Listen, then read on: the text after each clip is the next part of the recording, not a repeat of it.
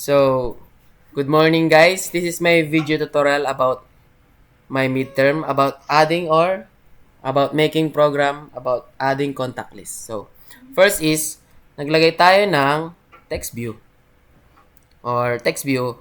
Then, tatlong edit text and one spinner and toggle button.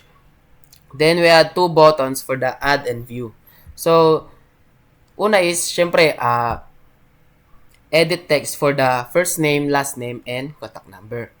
Then is toggle button for the picture on, picture off. Then we add two buttons for add and view. So una tatanggalin natin yung constraint nila by dragging up and down, left and right. Ngayon natanggal na natin ang constraint nila.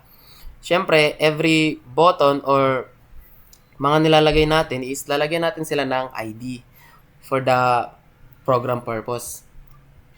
Then next is, we proceed to the mismong program na. Ngayon is, ito muna, nag-import muna tayo. In-import natin yung mga kakailanganin natin. Katulad ng mga image, mga button, and etc. Next is, i-declare natin yung mga nilagay natin. Katulad ng mga button, text view, and edit text is. Then, syempre pag nag-declare tayo, ilalagay natin yung ID nila.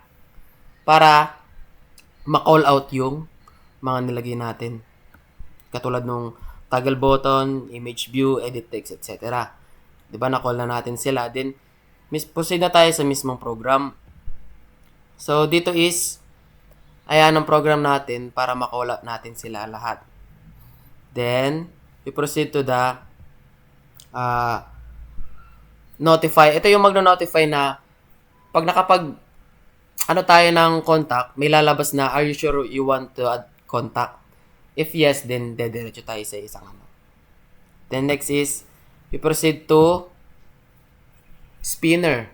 Ito na yung spinner natin. So is, doon, ilalagay din natin yung ano, yung ID. Then yan. So, next is, proceed na tayo sa next na program. So, dito is, ganun lang din.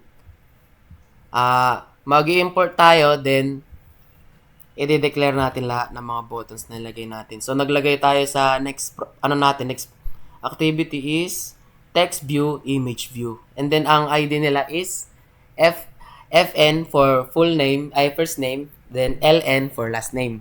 Then, we add button. So, yun. So, dito makikita nyo program natin about dun sa mga finilapan natin. So, di ba, nag-fill up tayo ng first name, last name, contact number, then image view and image on for buttons.